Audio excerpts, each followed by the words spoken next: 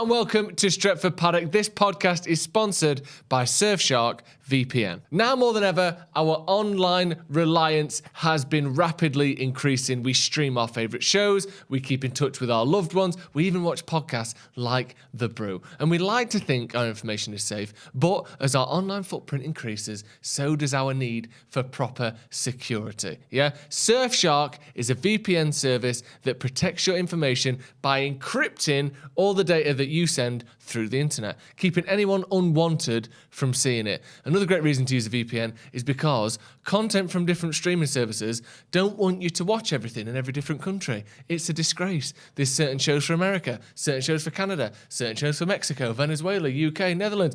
How about you have access to all of them and get access to everything, whether that's Netflix, Amazon Prime, or even football highlights on Twitter. And with Surfshark, you can solve that problem by simply changing your location. Also, if you do go on abroad on holiday and you're in Tenerife and you're in Faliraki, you still want to watch BBC iPlayer, don't you? You still want to watch Premier League football. Change your location back to the UK while you're gone to get access to all of your home comforts. And currently, Surfshark are bringing you genuinely one of the most ridiculously good deals I've ever heard. Use the link in the description and use code Paddock, as you can see on the screen there, code Paddock. You will get, wait for this, 85% off, which means for something like a couple of quid a month, you can be fully protected. Plus, you get 3 months for free, and Surfshark also offers a 30-day money-back guarantee. So use the link in the description, promo code Paddock, as you can see there, for, again, let me just listen to this,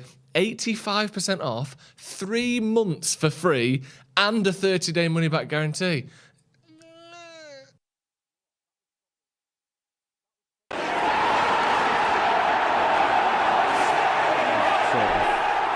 No, it was early 30s, I think. Right. So I think some of them got me a gift, but just like little bits and pieces. So if you're an adult going to an adult's birthday party, you're buying them a gift. I think if they've put on an event, like, not if you're just going for a meal, right, at a restaurant, and it's different in it because say you go, oh, I'm having a birthday meal at, wherever. Yeah. And you go there. McDonald's. Yeah, McDonald's or, Burger King. Yeah, takeaway if you've won the lottery. See you in the car park. Yeah. So you go down there, right? You've got to spend money at that meal, haven't you? Yeah. So that's like, so you've got to spend money at the meal and buy a gift. Right. If you've hired a venue, put on a party, got a DJ and all that, right? Yeah. You invite people to that venue to come to your party. Surely they've got to bring you a card and that, and a gift. I feel like birthday presents are it's a mugs game. What's that? What is that? Well, it's a mugs game. It's just this. Do you know what? I'm going to try and use that when I don't want to do anything. It's a real... What's that? I feel like picking up the kids some skills in mugs game, so I'm not going to bother. Right, okay. So I thought it was like a given. You have to give when you go to a party. Yeah. You have to give a gift. You have to take a card. I think the card's got to have either you've got to have money in the card or you've got to have a gift with you. No. When you go to a reception, when you go to a wedding, not the day you do, the evening do you take something? Absolutely not. No. A card, yeah, for that. Right. Yeah. With any money in. How much do I know him? How much do I like him? All right, someone from work. Callum. What, is actually, remember the time we used to take the mick out of Callum? Because he was, you know what I mean? And now he's probably going to get married before any of us. Let alone going with a gift. I'm going with an invoice for my time. I'm one of 9 people that's turned up. I won't pay for that. Here you go. Happy wedding. There's an invoice in there. 12-day terms. Yeah. So not working days either. I want that by next weekend. Yeah. Can we have that sorted, please? And if you want, I'll do a little speech. No, I just thought, I can't believe it's not a thing. The reason we're talking about this is because it's of this parish, Alex Bagley's birthday tomorrow. Yes. Or it's his birthday party tomorrow. Yeah. And we're all invited. Yeah. And we're questioning whether we need to take a gift or not. If we go. If we go. Yeah, because it clashes with my dad's birthday meal, so I might. Have you got him a present? Yeah, comes with my dad. Oh. I've got him. But you said turn up for the meal. I've got him. Gift enough. Didn't you? So breaking. I've got him some of the things we promote on this channel. You've got him a Surfshark membership. Yeah. That's 83% off for your first 3 months. I went to Argos yesterday and got him something that he wanted. He asked for. Yeah. He wanted it, so I've got him something I know he wants. It's always difficult with that because he's getting him a bottle or something. Yeah. It's like, the glass in and that. He just likes bottles. Yeah. He just collects them. So yeah, I got him some, obviously, Dad. But I thought, right, if you go to a party, I thought you got to take a card. Get involved in the chat in the comments. If you go to a party, you have to take a card or a present, right? Because I thought that was a given, and Joe's like, oh, no, you don't. I feel like and then not to make this a gender thing, but I feel like as an adult, and typically as a man, it's just sort of turning up and saying hello's present enough, isn't it? You are. See how George Clooney? My presence there is enough of a gift. Does he not know how? Everyone will be talking about me being there. I've done him a right favour. Yeah, there's a reason they call it my presence. Yeah. Because that's all I'm fucking bringing you. There you go, here's your present. Hey, there you go, there's a little treat for all you guests. Yeah. No, I'm not doing any selfies. I've got to go. I've got another party to go to. Yeah. Stay I'll just bring a silver Sharpie and just sign everyone's shirt as I walk past them. I thought, because I was saying to you before, like for me, most of the parties I go to, I take my kids before you start, the kids' parties, because they're always got parties, and you have to take a gift there. You have to take your. Well, that's different though, isn't it? Because you've got the sort of the fickle immaturity of the child that you're cradling there. More than that, you've got the politics But then and the again, playground. I suppose if you're thinking of you don't want to be that guy. No, exactly. But I suppose if you're thinking fickle immaturity, Alex Bagley. So if you have a pie, I want to get this straight. I want to lay some ground rules now. Because it's my 30th this year, Your by the way, 30th while we're in America. So you better have something planned. Yeah. Monday the 24th of July. I will, yeah. You know, I've already sorted it. Don't worry. Good. Hey, it's going to be a right treat for you, honestly. But if you have a party and you've hired a venue, it works up town hall, or Village Fate or whatever, Village Hall. Hired a venue. Yeah. Yeah, that's the point. Do you think Alex is paid for this venue tomorrow night? Right, well, someone representing him has paid for it, right? Someone associated with him. Sorry? One of his team. One of his team, one of his people has dealt with it, right? So he's hired a venue. He's got a DJ. He's put on a buffet, right? You two, your plan, just before we went on air, as you were discussing, was let's go there. There's going to be a bit of a scran. We can get some food and then fuck off, basically. Right, so you're going to go to the party, not bring a gift, not bring a card, probably not even buy him a drink if we're being brutally honest. Well, he'll have loads already. Yeah, exactly. Eat some food and then leave. That's not attending a party. That's just like shoplifting. All right then, I'll get him a card. Whatever. You're going to be like that, I'll give him a $5. He's going to get a card. It's going to have like 8 signatures on it from everyone in his office. I found 3 $1 coins earlier, so I'll sellotape them to the card. And ask for some change. You got anything back? Have you got 40 cents on you? Because this is well over what budget. Yeah, I want to get a hubba bubba while I'm away. Get involved, right? Because I think you've got to take a card and you've got to take a gift or But if you just were like, oh, we're just going to write it down when you have a party. Who's give you what? Oh mate. You still think that Thatcher's in charge, don't you? You're still in the 80s in your head. Yeah. This is like... She's not. What? Baroness Thatcher. Those are the good old days. Writing down what everyone's giving you, so then you can sort of buy them a gift of equivalent value. 100%. 100%. But here's the thing, Jay. What I do is I quite simply opt out. Adjusted for inflation, obviously. I won't get you a gift. You don't get me a gift. Yeah. Because with me and you, we get each other a little gift on birthdays, don't we? That's been a little tradition for the past couple of years. But there's a lot of people who I don't really know quite well enough to assume that they would be able to get me a good gift. Right. And therefore, I don't want their gift. Yeah. Because if they're going to spend £8 on me, on something I don't want, I'd rather have that £8 myself, because otherwise I have to give it to them next year. Right. On £8 worth of gift that they don't want. Yeah, I get that. Just opt out. This is kind of what we've done in, her side of the family have sort of done that. Now it's just for the kids. Yeah. So it's like, we won't get each other gifts. We'll just get the kids gifts. Because her side of the family have got a lot of kids and cousins. I think there's 11 or 12 cousins. Too many. Whereas me, there's only my kids on my immediate side, and then I've got others on the sort of wider side, but that's not an issue for us. Yeah. Whereas for them, it's like, right, we'll tell you what, we won't bother getting each other gifts, we'll just get the kids gifts. So well, they've looked out there then, haven't they? Why? Because you're the ones that would have had to... No, you've looked out, should I say? Yeah. Because you're the ones that would have had to spend 12 quid's worth of gifts. 12 kids worth of gifts. Because then you someone gets missed out and all that. It's just a drama. Get involved in the chat in the comment. This is an important subject we're talking about here. You might have noticed, if you're very astute and pay attention, that there's no Stephen Housen on the Brew. He will be back next week. So you're stuck with me and Joseph, unfortunately. Sorry. It's okay. You're here though. So, I didn't want you here, but you're here now. So, well done. Welcome. Nigel Moore says, Jay, we are Manx. We always take a present. Joy Boy says, Jesus is 30! Exclamation mark, exclamation mark, exclamation mark. I will be in July. Question mark, exclamation mark. Why did you say it like that? How old was Jesus when he How old was I? packed it all in? Yeah. He retired, basically, Yeah, he didn't did, didn't he? Because it was sort of like a voluntary I think someone redundancy, says, I would say. Joanne Bollard says, Joe, are you worried that you're approaching 33? So it was Jesus 33? Yeah. Was it? Right, well, there you go then. Yeah, like I said. Danny Sabbath says, presents are overrated. See? Fergie says, how much for Joe to shave his head? 50 grand. 50 grand? Yeah. Really? Yeah. That's what it'd take for you to shave your head. No, seriously, is there an amount, a monetary amount, if someone said to you, I'll give you that, and they had it, and they give it you, where you shave your head? I tell you what, I don't really spend a lot of money. I don't have like a thing. No. Like I bought a coffee machine recently, which was a bit of money, but it was only a couple hundred quid. Do you know what I mean? It wasn't like big.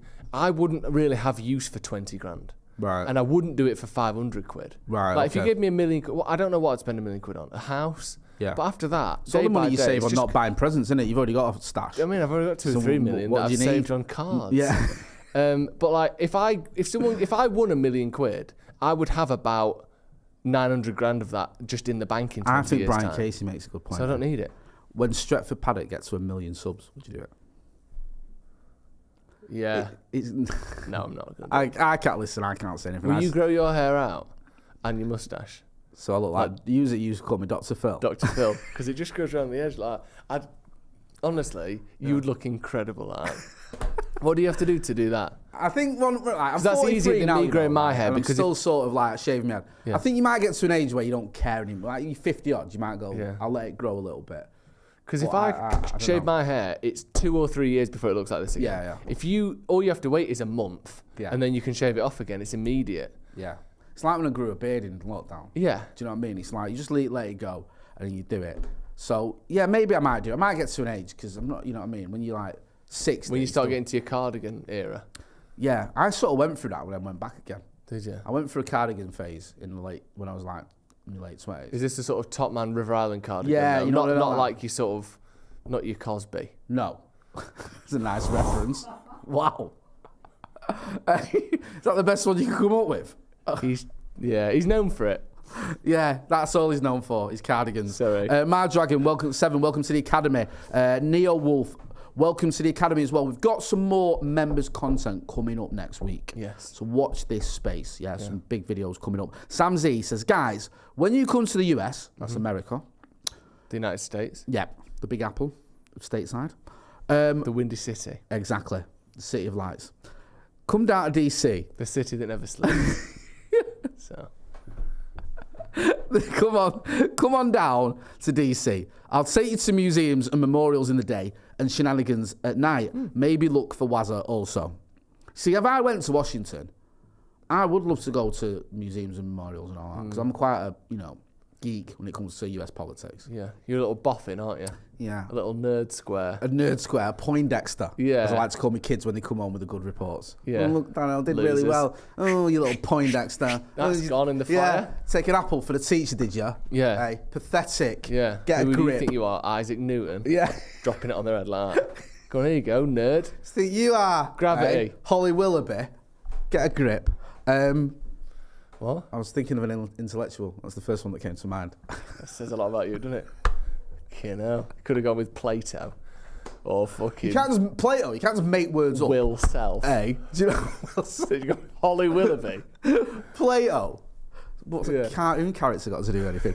Gio Franco says, first of all, he's been a member of the first team for 27 months. Right. Too long. I'm gonna argue this point because Gio's forced us into the thumbnail already. Go on then. Steele be fuming in 40 minutes in. We're talking about what's on the thumbnail. He says, Park Ji-sung is the most underrated player in my lifetime. Now I have an issue with this. I think he's become so underrated that he's become rated. You have nailed it, my friend. Because I have often argued that Park Ji-sung is underrated, was a great player, look at what he did. Go back to the Barcelona semi-final, absolutely smashed it. Yeah. Always gave you at least a 7 out of 10. Yeah. Just a consistent player who would step up. And also, you look at the games against Arsenal, phenomenal.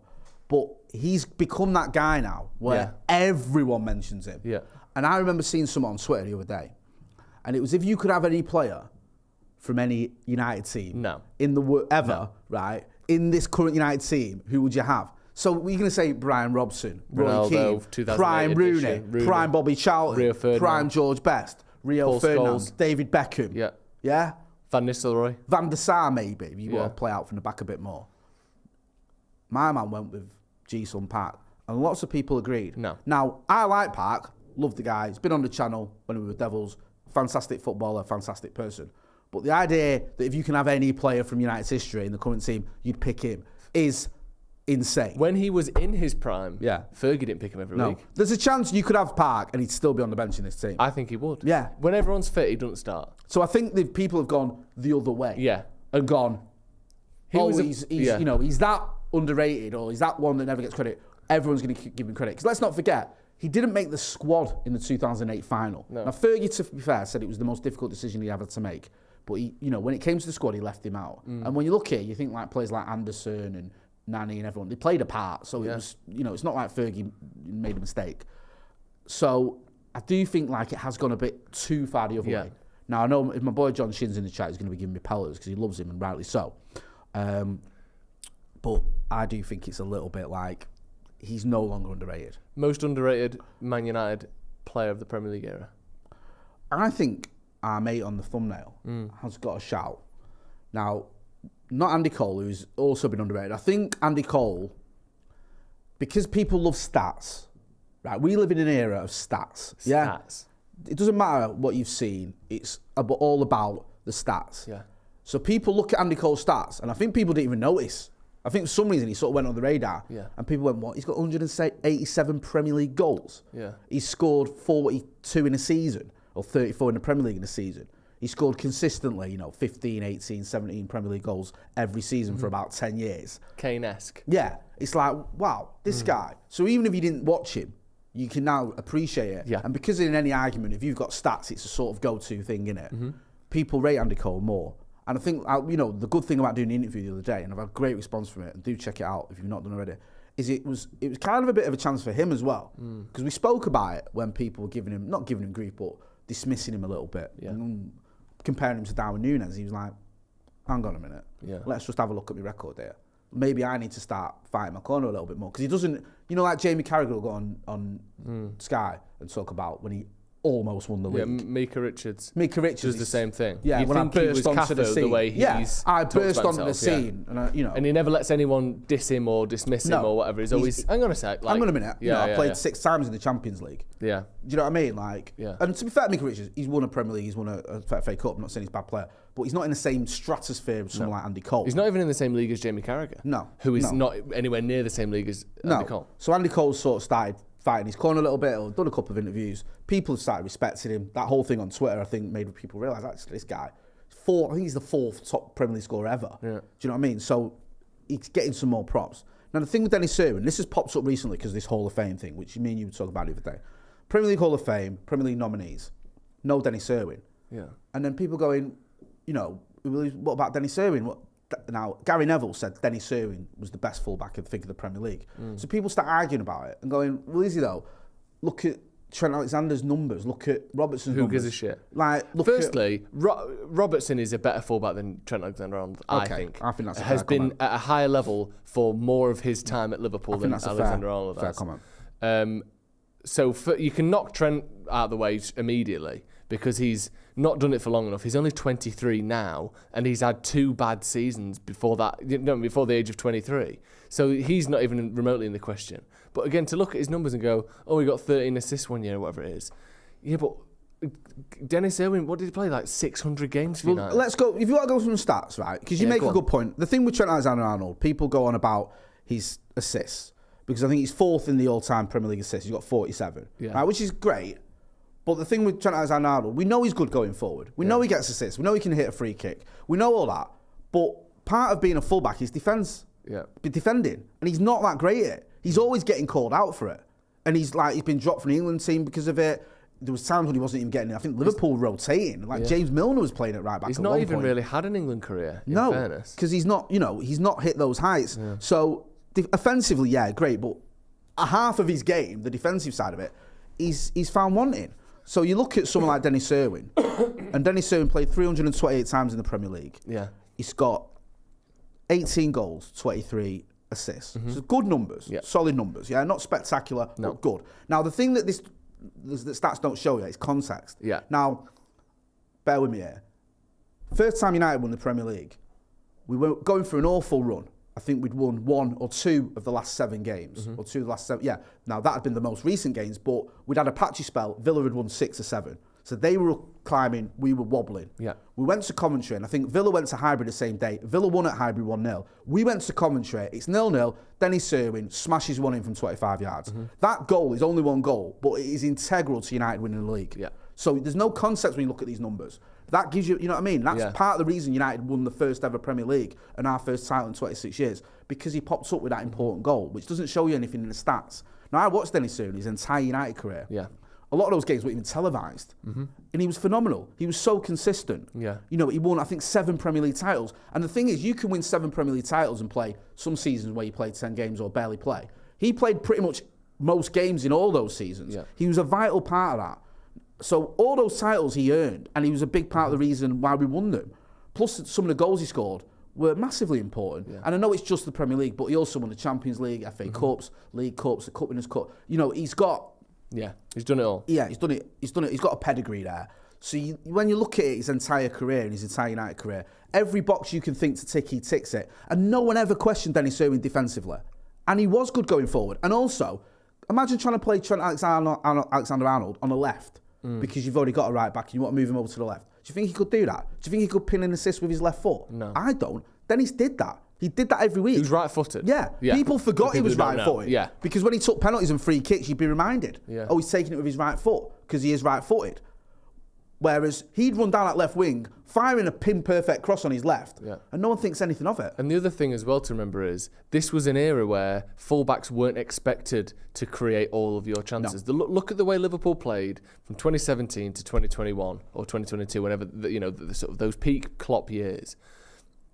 It was give the ball to the fullbacks, cross it to the back post. They did it dozens of times per game. It wasn't like, Gary Neville's on the overlap and he's put a couple of crosses in. It was literally their way of scoring goals. Their main way of scoring, their most consistent, reliable way of scoring was by giving it to the fullbacks and asking them to cross it. And fair enough, to do that you need good crossing fullbacks, which Alexander-Arnold obviously is.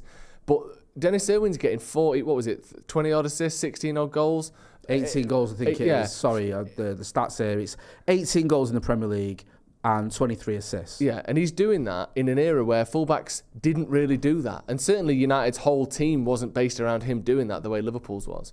I think for me, I don't know if you've got more stats on this, but for me, the best fullbacks in the Premier League era, if you want to compare them, are Patrice Evra, Gary Neville, Dennis Irwin, Ashley Cole, and Kyle Walker.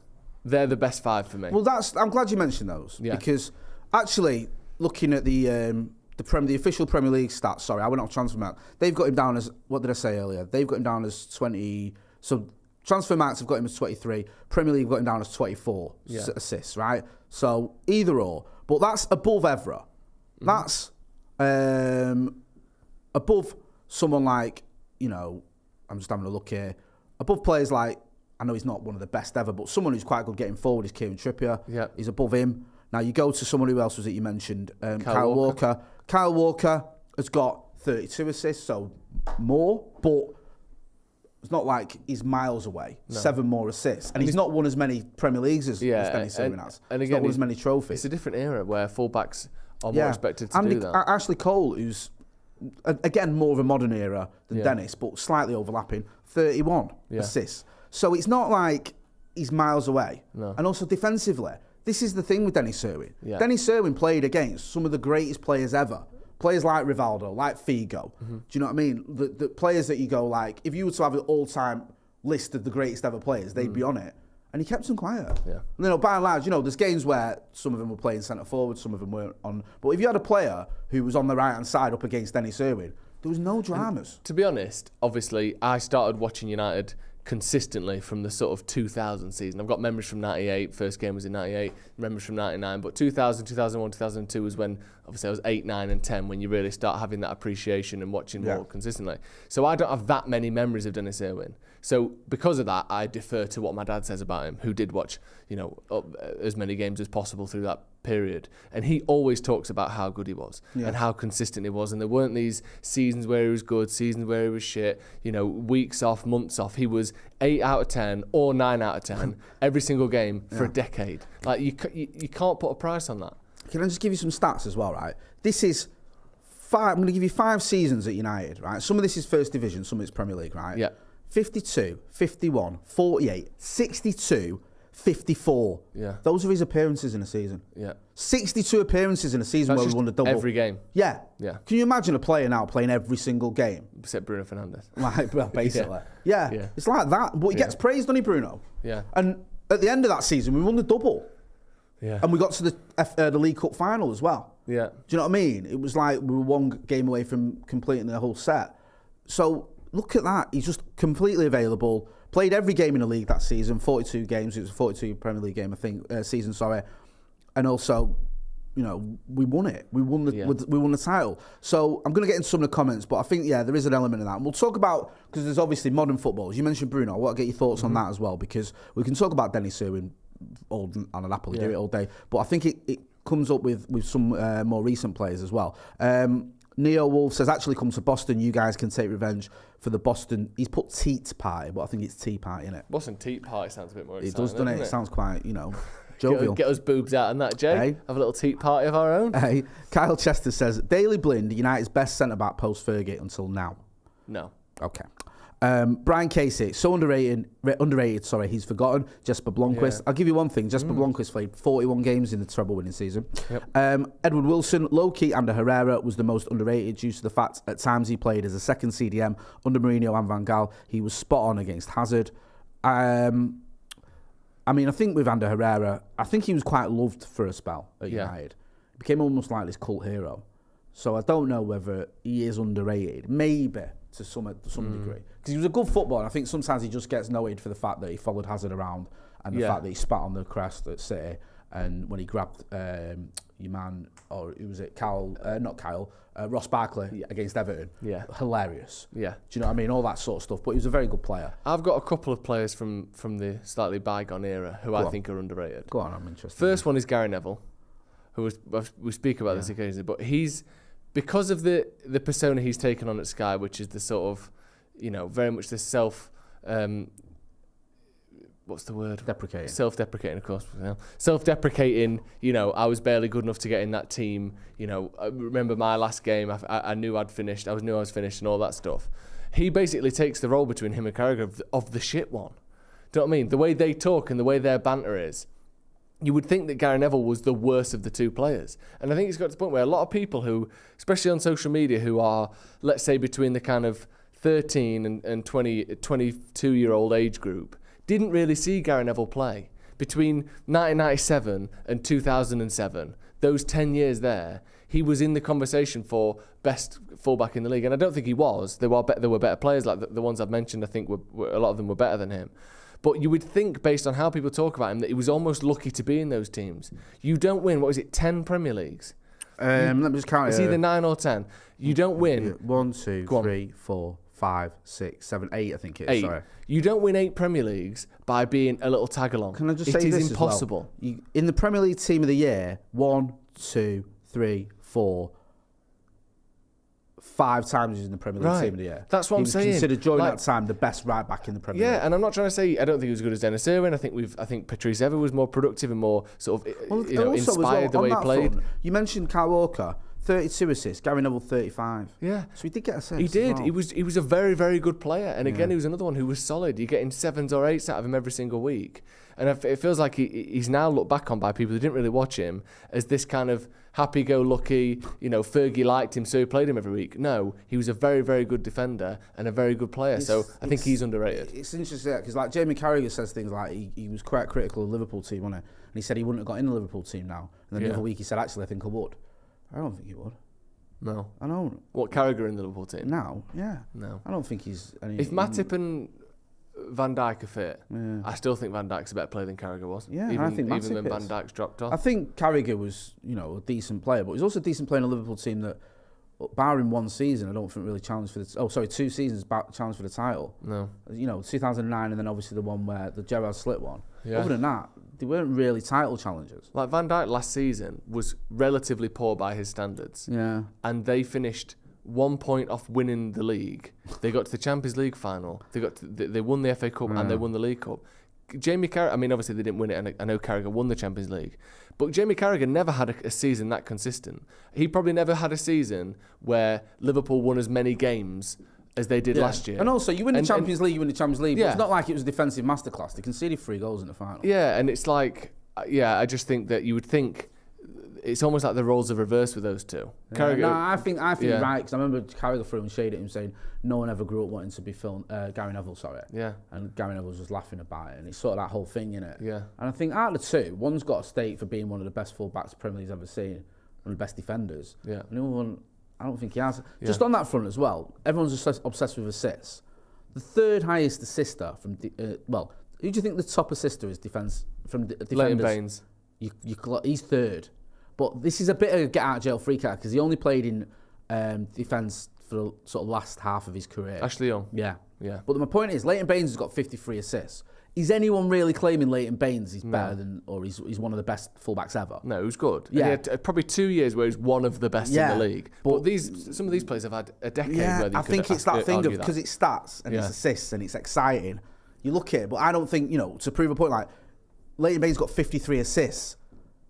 Yeah, you would never say he was one of the best or the best fullback the Premier League's ever seen. Not even close. Ashley Young's got 71. I mean, a lot of them are from midfield. But, again, you're not going to have him in that conversation, are you? So I just feel like sometimes we get too sort of stat heavy. And also, there's not like the same amount of attention or even footage of some of the players from the early Premier League days. No. Do you know what I mean? I remember when I was a kid, if you couldn't go to the game, you'd be gutted because you get... Unless it was a match, a highlighted match on match of the day, you literally get the goals and that was it. Yeah. Because there was obviously no internet to watch it, to stream it, and there was no, Sky Sports covered like, in terms of United, they cover like one every 8 games or something of United. So it wasn't like, I'll just watch it on the telly. Yeah. So I think sometimes it's because of that. But going into the modern era, yes, because we can talk about Dennis Irwin and Gary Neville and I all think them. Paul Scholes is underrated again. Scholes there. You can buy like stocks and shares in it. Carrick went up and down. Yeah. Carrick had a big moment. Park Ji-sung's having a big moment. I think Scholes is on that downward trend. Now it's time to buy on Paul Scholes. Do you think? Yeah. Why do you think that is? Why do you think he's underrated? Because he's arguably... Yeah. I'd say he's the 3rd best midfielder I've ever seen. Who behind? Keane and... Robson, yeah. I think, for me, because I'm slightly younger, I've less memories of Keane's peak. Yeah. I prefer Scholes to Keane. I get it. I'm not going to... It's not a hill I'll die on. Keane was 11 when he left. If you watched all of it, the games, and you preferred Scholes, I think that's a fair argument. Yeah. But different players. Yeah, different players. I think the comparison between Gerrard and Scholes is wrong. I think Gerrard and Keane is a better comparison. I think Keane's better. But... Yeah, Scholes, it's weird because... But again, people go to numbers and they look at the goals that Gerrard scored in finals and all that stuff that people love to look at, and they look at Lampard's goals, and then they go, well, both of them must be better than Scholes. I think he's better than both of them. And again, Steve makes this point all the time, which is a good one. People love to dissect United's great teams, especially that 99 team, where they say, well, Schmeichel was a bit of a showboater and, his style of a substance with his big stuff and all this. You go through, big stuff, you know what I mean, like spreading himself out and all that. I get it. Gary Neville wasn't very good and Ronnie Johnson wasn't very good and, Dennis Irwin was a bit of a sort of, steady Eddie or whatever. They go through that team, Roy Keane's overrated, Paul Scholes isn't that good, Ryan Giggs never scored any goals, Andy Cole's overrated, Dwight York was a one-season wonder. Like, they go through the entire team, David Beckham was just a sort of, a famous person more than a footballer. All right then, well, if they're all not very good, how did they win the treble? How did they win 3 Premier Leagues in a row? It's obviously not true. But I think Scholes has been sort of swept up in that where it's like, well, he won 11 titles, but it don't count because he was just surrounded by good players. But whenever you want to talk about those good players, people diss them as well. I think Paul Scholes is one of the most influential and inspirational in terms of what he did for the team, players United has ever seen. And the fact that he was there for all those league title wins is testament to that. I think he's a phenomenal player. Listen, I couldn't agree more with that. And I think I'm just trying to bring it up now. There's one season in particular where it's sort of, again, stats don't always show you the full thing, right? The full sort of what went down. But in 2002, 2003, where we won the league from Arsenal, Arsenal had won it the season before, and there was this question: where Arsenal now? Is it going to be their time? Because we won 3 in a row, and Arsenal won it, and we came back. And I think this is Scholes' most productive season in terms of goals. He got 14 Premier League goals and 20 in all comps. You go, okay, that's a good season. But it's the nature of those goals and the win, because we came from behind and Scholes sort of carried us with goals and assists towards that title, towards the back end of the season. And a good example of that is Eric. Do you remember in '96? Eric Cantona in the '96 season didn't score loads of goals. He missed out because he was still banned. But we won 1-0 in like 5 of the last 7 games, and he scored the winner. Yeah. And it's the context that people don't get. Scholes was that player who could get you over the line, who could control a game, and he controlled big games. The control of a game is a big one, because I don't think Lampard certainly didn't have that, but he was a slightly different player. No. Gerrard kind of developed it as his career went on, where he had to sit back out of necessity. Yeah. But as a younger man, I think Gerrard was at times victim of his own enthusiasm. Do you know, in that sort of Bruno Fernandes way sometimes, where you're like, you're probably our best player. Why are you sprinting? Why are you in that corner flag? Why are you in our corner flag? Paul Scholes' positioning and his ability to control the game, which a goals and assist counter isn't going to tell you, was, I think, better than anyone in the Premier League era. For me, controlling a game, no one has been better than that. Certainly since I started watching football, than Paul Scholes. It's mad because I remember Jamie Carragher and Gary Neville having this argument. I remember shouting at my telly because I don't think Gary Neville was sticking up for Scholes well enough, because Jamie Carragher was making a point. Well, Fergie went out and bought Juan Varane. If Scholes was so good, why did he buy Juan Varane? Yeah. Well, Juan Varane didn't get in the team. No, and also, if Gerrard was so good, why was he the worst midfielder in the team when you won the Champions League? Yeah. Xabi Alonso is a better player than Steven Gerrard. Mascherano is a better player than Steven Gerrard. If he was so good, why was he the worst player in midfield? Alonso got in that team. Mascherano got in the team. We bought Varane, moved Scholes to play off the striker, and then ended up moving him back in midfield, and Varane got moved out to the right and then dropped. Yeah. And also, this idea, and Carragher said something else. He said when everyone was away with England, everyone raved about Paul Scholes. Why then? Yeah. Why? Yeah, because he was shit. Yeah. Why didn't they rave about Gerrard and Lampard? Why were they all going Scholes is something else? Because he's the best player. Yeah. And I think there's something special about him. And you're right. It's always this thing when people go, well, look at his assists. Lampard scored more goals and Gerrard got more assists or whatever. But there's no sort of metric or stat for controlling a game, for controlling the tempo of a game, for pinging balls about and just being able to sort of dictate how the game goes, which is what he did. Yeah, there's that clip that does the rounds on Twitter occasionally. Just search Scholes Arsenal on Twitter and you'll find the video. And I think he's like 38 or 37 at the time. I think it's 2011 or 2013, I'm not sure, whenever it was. And it's like a 2-minute clip. And this sums him up so perfectly. He's sat, receiving the ball off the defence, and he'll do a little 1-2, and he'll just go the other side of the midfield, he'll get it back again. The sort of thing we look at Fred and McTominay to do, and they just don't have it in their locker. And then he'll get the ball, and he pings the ball over the top to ruin his foot one-on-one with the goalkeeper. And I think he miscontrols it, or he gets the shot and he goes out for a corner or a goal kick. The ball comes back over, he gets it again, and does the exact same thing again. Twice in 2 minutes, he picks the ball up off the defence, looks up, and plays someone in one-on-one with the opposition goalkeeper against Arsenal. Yeah. Like one of the best. I mean, even then, they're one of the best teams in the country. The ability to just do that back to back to back. I think we're already 2-1 up. Yeah. And he's just 1-2s either side of the midfield, just creating space, slowing the game down, and then picking it up when he wants to. Putting people through on goal from 70 yards away is just unbelievable. Yes. No one else could do that. And it's like there's a goal that Ian Wright scores for England that Scholes does an assist for. And it's like he puts a bit of backspin on it. Yeah. So he plays the ball over the top and it sort of bounces and then just sort of... Yeah, like a golf chip. Yeah. Like it sort of backspins into his path. And Ian Wright's a good finish, to be fair, but that pass is ridiculous. Yeah. And it's little things like that, and I think that what you have a lot of the time as well in the media nowadays, you have these cheerleaders. They either cheerlead themselves or they cheerlead others. Yeah. So you'll get someone like Carragher who'll talk about him, he'll sort of big himself up a little bit, but mainly, going about how wonderful Gerrard was. Gerrard this and Gerrard that, and you never stop hearing about it. And you have other players like Makovic all going about, how good the City lads are and all that sort of stuff. And I think that sometimes, because Gary Neville's a bit more neutral now, isn't he? Yeah. So he will praise Scholes and say he's the best player, but he doesn't hammer it home. No. And then because Scholes is quite sort of modest, when he's on there, he's not going to go, when I had the ball, when I did this and I did that, I was wonderful. No. And you know, I would tear teams apart and everyone, you know what I mean, everyone would give me the ball all the time. Because everyone did. Yeah. If you watch them United teams, you'd always give it to Scholes. Yeah. Do you know what I mean? And then he'd do something with it.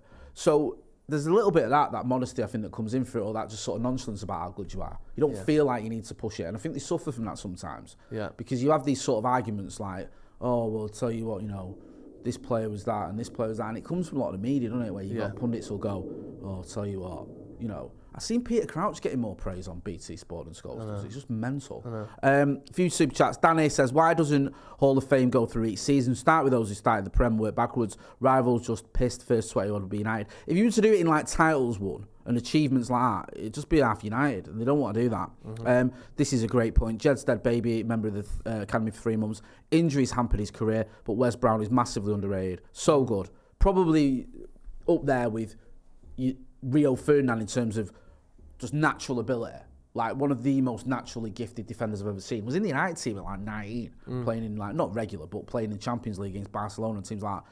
Just kept getting injured. He got an injury when he was 20, I think, out for a season. But even like 2008 is probably the best season I've seen from a right back at United ever. Yeah. And that was his one season where he didn't get any injuries and played like 50 odd games or whatever.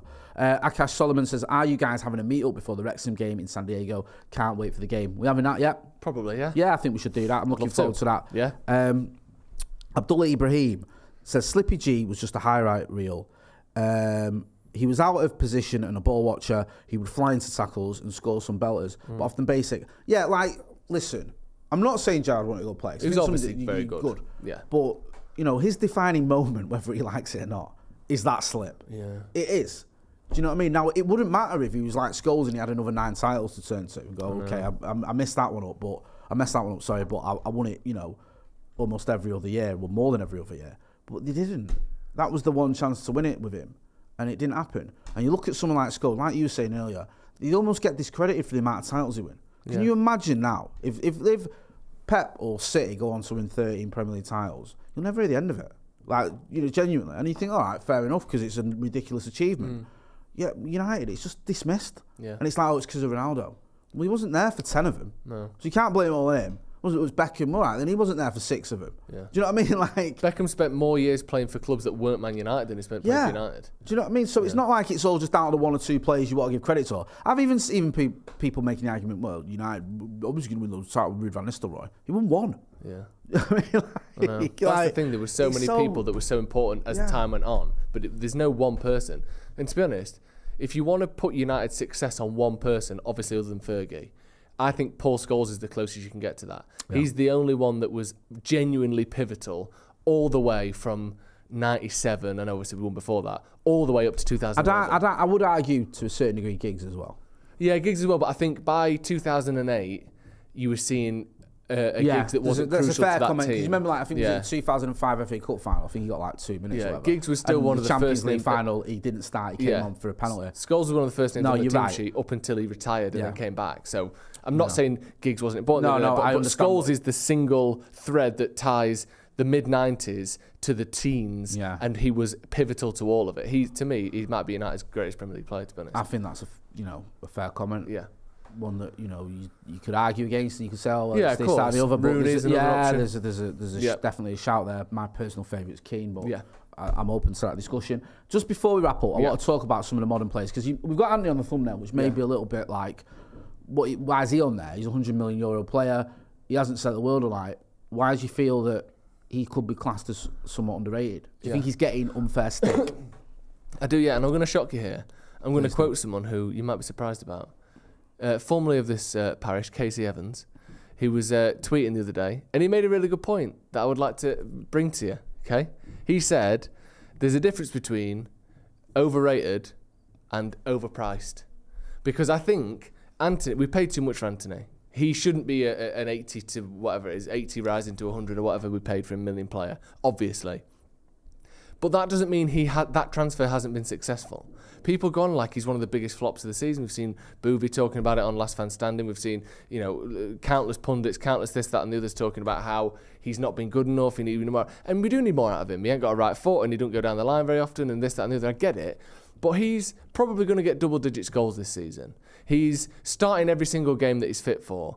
He's playing a comfortable and crucial part of a team that has won more games this season than any team in Europe. He's already won a trophy. He scored big goals. He scored against Barcelona. He scored against Man City. He scored against Arsenal. Like, he scores in big games. He's not someone that, like, even Lukaku, who, you know, he might be able to win a couple of trophies with a team, but he's not carrying into those trophies because he doesn't do it in big games. Antony is a good player, not much more than that, but to act as though he's been this awful, you know, tremendous waste of money that barely deserves to play for United, I think is really unfair. And I think that's the narrative that we're creeping towards with him, where yes, he's overpriced, but that doesn't mean that he's overrated. I think he's been good for United, and I think Ten Hag has probably got what he expected to get out of that transfer. And to me, that's really all you can ask. I want more from him next season. I still think he can improve, but he's a young lad. And something that's another part of his game that's underrated. Sorry to keep going. No, please do. But when you can compare him and Garnacho, and I think Garnacho is more exciting. I think Garnacho has got that sort of flair, that rawness to him that we all love, and I think Garnacho's got a great future ahead of him. But in those big games where you need to keep the ball and control the ball, Antony feels like he's wasteful because he's flash, because he's got a skill move, he spins around. He actually very rarely gives the ball away. And I think especially in those bigger games, like against Barcelona, like against Arsenal, having someone where you can give him the ball and he might create something, he might score a goal, but actually he will just make sure that the play's rotated, he's not going to give it away, he's not going to do something that's silly. I think that's a little underrated quality about him. I think if you want to keep possession and keep pressure on another team, keeping the ball is huge to that. So having a player that can be productive, he's got a couple of assists and I think 7 or 8 goals, and you can trust him to keep the ball when you're trying to dominate teams. I think he's been good, and maybe not much more than that. But you think the way people talk about him that he's been awful, and he absolutely hasn't. No, I agree. I think people have gone to OTT with the criticism, and I said this a few weeks ago. That I think we was on a video with me and you on Paddock Live. Like, the issue is with Ten Hag, all his transfers have been a success. Yeah, Casemiro, one of the best midfielders in the world. I know he's had too many red cards, but still. Martinez, unreal. Even Malacia, what a bargain. Yeah. Ericsson, phenomenal. Yeah. Like, every sign he's made, even Weghorst, all right, he's not scoring goals, but he's playing a part and he costs nought. Yeah. Yeah, he's on loan from Burnley, what do you expect? So everyone's played a part and done well. Antony's the only one with a bit of a question mark around him. Yeah. So I think so many people who don't like United and don't want to give Ten Hag credit jump on it. Yeah. So you go, oh, you wasted all that money on Antony. I always think with any transfer, right, if it's successful, if you could go back in time, would you still sign him? Yeah. Would you still sign Antony for that price we paid for him? Because you can't change the price, that's what it is. Yeah. Or would you go, we shouldn't have got him? Do you know what? No, I wouldn't say we shouldn't have got him. I'd back him all day long. Yeah. All day long. Yeah. It's not even a consideration for me. Yeah. And this whole thing of like, well, we overpaid. You're right, we did overpay for him. But the option is you either don't get him or you pay that. Yeah. So we needed him. Yeah. And I think he's been a very important player for Manchester United. And also, he's not done. He's not 33. No, he's 22. Yeah. Or maybe 23 now. Yeah. Yeah. He's going to get better. It's his first season in the Premier League. Now, you look at Antony, and he's doing well. He's, there's question marks around him, but I think you can see what's there. You can see why Ten Hag loves him and why he trusts him and what he does. And also, he will track back and do stuff. Someone like Jadon Sancho is probably more of a concern because he can't keep fit. I know he had his time away. I'm not blaming him for that, but he seems to have these little illnesses and niggles and stuff. Yeah. There's still a bit of a question mark. Where do you play him? Antony's nailed on. He starts on the right. That's him. Yeah. With Jadon Sancho, I'm not using this as an excuse to bash him, but that for me is, I'm probably more concerned about Sancho than I am about Antony. Yeah. I still think Sancho's a fantastic player and I expect him to shine next season. But you look at it and you go, oh, Antony. I don't really think there's as much of an issue there. He's kind of done what he says on the tin as well. That's what I mean. Like, did you think he was going to come in and score 20 goals? He only scored it. Was it 8 goals and 4 assists last season? Or something like that. His numbers weren't that great. No. In no disrespect, the Dutch league that Ajax walked. But he is a threat and he can keep possession like you've pointed out. And he's a player that the manager trusts. And you can see why he trusts him. So, I hear that. I'm going to go through some chats before we wrap up. Mark Dragon 7 says, signing Antony for less means more dividends for the Glazers. Why care? Emma Kay says, if pundits are satisfied with Grealish's performance, then they should be satisfied with Antony's. Yep. They're more than just goal assist players.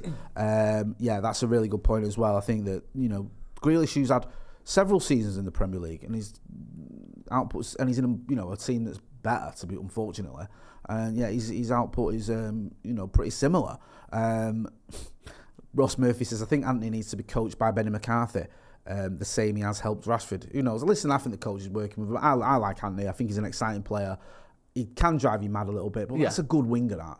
Wingers are like that. Nani was the worst for it. Yeah. Nani's highlight reel is unreal. But I remember sitting through a lot of those games where if you had air, I would have ripped it out.